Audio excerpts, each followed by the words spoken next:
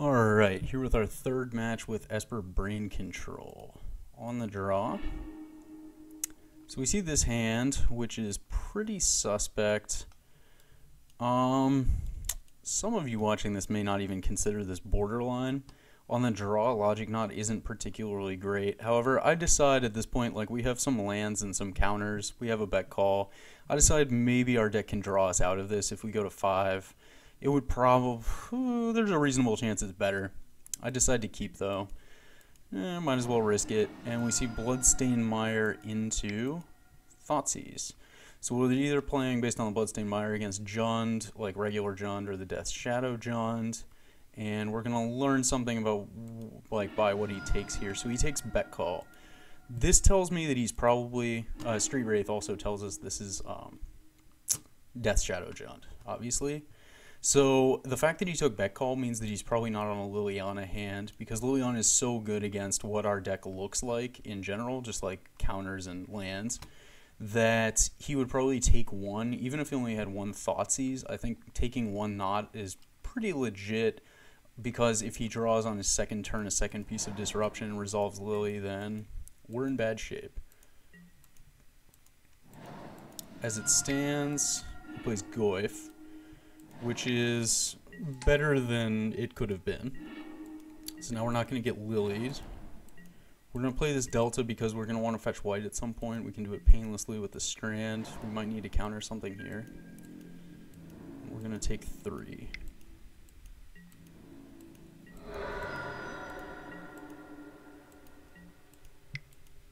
Opponent plays Death Shadow. So if we crack this fetch, we can actually counter the Death Shadow by exiling our entire graveyard, which isn't ideal, but we can still Logic Knot, for example, a Lily next turn or a K command.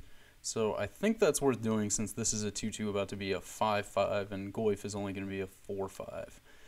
Incidentally, since our opponent knew that we had knots and that they would work here, I'm not sure why he didn't do this pre-combat. Maybe he was kind of deciding whether he wanted to play it at all into the counter. I'm not sure, but this is going to grow Goyf by putting an instant in the yard, so seems like that point of damage is worth it to me. So we draw Snap. If we get a piece of removal, that's going to be nice. Otherwise, we play our fetch to have the best chance of knotting something here as possible.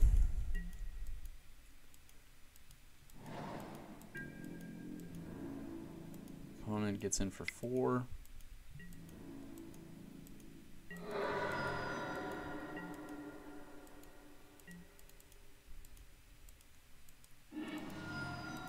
Gonna get white, and we draw Path. So this is pretty good. Path is mana neutral as far as Logic Knot's counter ability goes.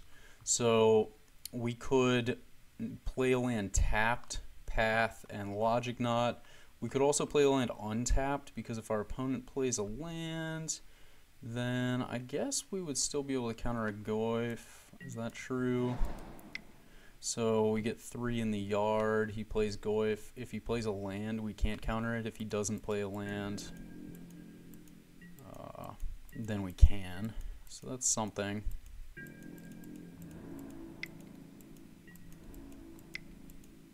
Path this for sure.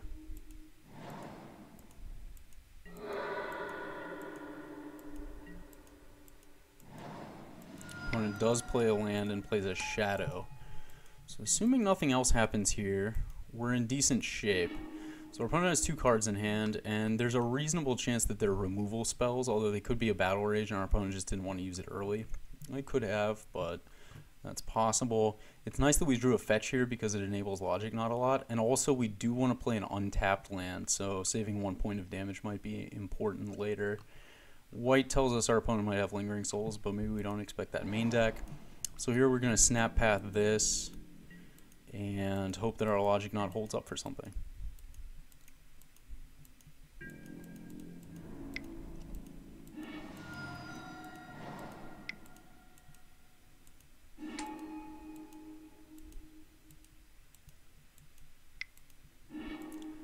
Unfortunately, there are a lot of things we can't counter now, because we only have 3 cards in the yard. Fatal Push is one of them, but fortunately we don't want to counter Fatal Push, so that's great. Peer Through Depths, I decided to play this untapped to give us the highest chance of countering a creature, especially because like 1-drops are pretty tough to counter. But then I actually decide I'm going to just Beck here. So our opponent has 2 cards in hand and didn't play a creature after that Snap Path. So they might have K Command to get something back, in which case maybe having Logic Knot up would be good. But at the same time, if we play Beck here, we have our opponent on a 2-turn clock, and I also like that.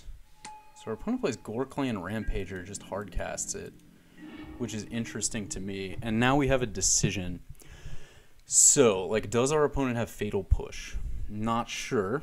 Opponent might have Fatal Push. Obviously, it has something, maybe some card that they couldn't have used yet, obviously, like, right? So they could have Discard, which would mess with our ability to Logic Knot something important. They might also have a Battle Rage, which would be fine, because we could counter it. If they have 2 Battle Rages, then we're in trouble. But I decided I'm just going to swing anyway here. I'm going to peer first and see what we get. And we could take like Push, we could take Muddle the Mixture. All these cards seem kind of suspect since we can't fetch to turn on Push, but I decided I'm going to take Push anyway. That's fine, and I'm going to swing with everything. Instead of like trying to block with 1 and go to 4 and then push the Rampager, that just seems bad. I'm going to force our opponent to have Battle Rage here, basically. If our opponent has 2, our opponent has 2. Otherwise, if our opponent has Push next turn, so like say our opponent has Push and Battle Rage in hand, they go for the Battle Rage here, which they do, then we counter this, clearly. Then next turn, our opponent's staring down lethal, but if he pushes something to keep from dying, then he turns on Revolt and we can use our own push on the Rampager. And our opponent scoops. So that was good. Happy with the aggressive line there. I think it was probably the best look since it encouraged our opponent to play into a way that would turn our push on against the Rampager. And even if they had 2 pushes in hand, they would still be dead in 2 turns. So that's good. On to game 2. All right, game 3 on the draw here. How did we sideboard? So I don't think Cryptic is like at its best, but at the same time, being able to bounce a Lily can be important. Lily of the Veil specifically. We want the Runed Halos and the Blessed Alliance. Blessed Alliance being particularly good against Death Shadow since it has 2 modes that can kill it sometimes, at least the one on the attack. But I didn't bring in another Verdict because I think we have a decent amount of removal, and assuming our opponent took out Abrupt Decays, you know, not seeing Jar that game, assuming our opponent took out Abrupt Decays, our Runed Halos are going to buy us a lot of ground here. So I didn't bring in either the Explosives or the Verdicts. Not a huge fan of Explosives in this matchup, but I did bring in the Runed Halos and the Blessed Alliance for a Cryptic. 1 Snare, just because, like, I don't know, countering Team or Battle Rage, I mean, it's important, but that's not really like the game we want to be playing, I think, most of the time, since otherwise our trades aren't going to be profitable. And the Muddle and Mixture is just kind of a pretty easy cut. We could have cut an Esper Charm, maybe, but Discard can be pretty good against this matchup, too. So we see this hand, which is something. So if our opponent plays turn 1 Disruption, they kind of have to take Runed Halo, which is going to help feed our Logic Knot. So that's good. I'm going to do that for that kind of psychological aspect of the thing. Opponent Thought Seizes and does in fact take Runed Halo. We do want to draw lands, so we draw a Colonnade, which we can afford to play tapped, especially since our opponent helped us by feeding the Delve here. Opponent plays another Thoughtseize and takes Knot, but misses a land drop, so we're probably looking at Tarmogoyf, although they might be kind of working their way down toward Death Shadow here.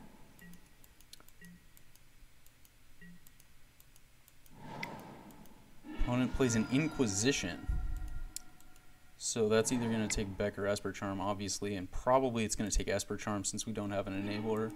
Our opponent might actually be wondering why the hell we have Beck in the deck, right? Because we just hardcast Call last turn. Not the best tap-out control finisher without an Enabler. So here we have an interesting decision. We could take a land or the Serum Visions. Let me see what I do. I think I top both of these, actually, with the land coming second, kind of depending on what we want to do, but I want to start holding this crypt. Okay, so I bottom the land assuming we'll draw another one, because the thing is, like, when we draw the Serum Visions, we're not going to be able to play it next turn, since we're going to want to hold up Cryptic probably. So the logic behind like bottoming or topping both would be it guarantees that on our turn 5, we're going to be able to Serum Visions and still hold up Cryptic if, for example, we end up using the Fatal Push instead of counter. So our opponent plays a third land and nothing, which tells me that he or she might have Death's Shadow in hand. So since there was no Planeswalker here, we could kind of afford to Serum Visions, but I just don't want to unnecessarily risk getting blown out by a top deck Lily. Inquisition, I'm going to let happen, probably going to take push, could take Serum Visions, and now we're going to hope to draw a land. But we draw a Snapcaster Mage, which is pretty good. That being said, I'm still going to do nothing here, although we could Snap Logic Knot if we... No, we couldn't, obviously, if we Serum Visions. If our opponent played a Planeswalker, Snap Logic Knot would probably be reasonable. As it stands, I'm going to not counter this because we can Snap Push, and I'm going to wait and see if he plays a second Shadow now that he's under 13, and he does, so we Cryptic this. We see a Verdict. So Traverse, probably going to get a Goyf here, so our opponent doesn't overload on the one spot in case we're playing Explosives. Goyf, that's fair. Our opponent also saw Ruined Halo early, so it makes sense to diversify. And at this point, alright, so what do we want to do here? We want to encourage our opponent to play out as many threats as possible, but that Goyf is probably coming down. So the question is, can we afford to not Snap Push this Shadow? Either way, I don't see any reason not to Serum Visions here, and we see Ruined Halo. So that's interesting. That is very, very interesting. We're going to top the Ruined Halo, and I also decided to top the Peer Through Depths because we have our kind of answers covered for the immediate future. And we're probably going to need to re-up on answers before we stabilize. So Death Shadow is swinging. I'm actually going to go ahead and Snap Push this. And we know our opponent has a Goyf in hand, so I'm comfortable like letting him play that out, and then we can Ruined Halo it. On the other hand, our opponent K-commands and gets the Shadow back instead of playing the Goyf, which I find interesting. So this puts us in kind of a situation. Shadow's a 4/4. Our opponent's at 9 life, so by the time we start attacking with Colonnade or just hardcast Call, we're going to be in pretty good shape. We know our opponent has a Goyf, and we could Ruined Halo either the Goyf or the Shadow. So like basically our options are here, we could Verdict all of the shit away, and then we could wait for him to play the Goyf, and then we could Ruined Halo Goyf. Or we could just Ruined Halo Death Shadow now and encourage him to play out more threats, and then hope our Verdict sticks. So like we obviously want to dodge Disruption here, but our opponent probably doesn't have any based on the way they're playing, so they would have to top deck it. Opponent plays a Goyf.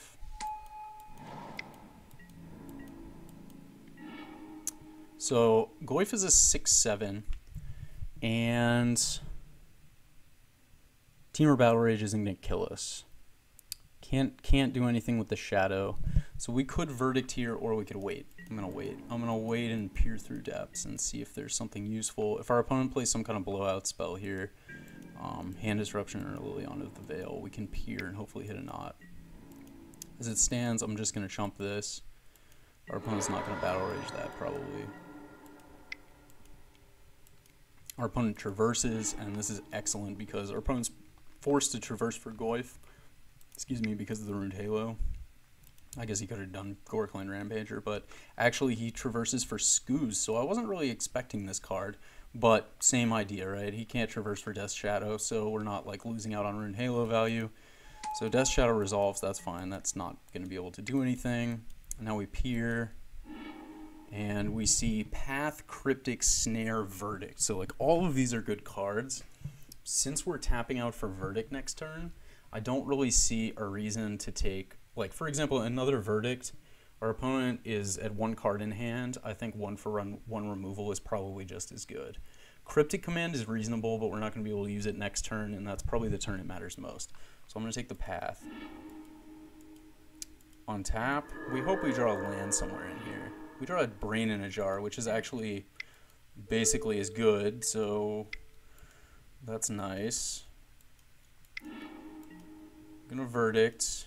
Our opponent eats something in response, probably the cryptic command. Yeah. And opponent thought seizes. So that was nice. We dodged the hand disruption for a little while. Maybe I was being a little liberal with that, but our opponent takes path, which is interesting. Path and doesn't play a threat. So this tells me, like, all right, you're not playing around this combo. Like, you see this combo, Jar is coming down next turn. Do you have K command? Like, is that what you're telling me? I think that's very possible. He's trying to play K command to get back some threat, like get back his Goyf and try to crunch in. So if we did that, we would be forced to discard, like, if we even play this land, right? Say we don't play this land because we're foreseeing this, then we have to discard the land that's going to let us cast back call anyway.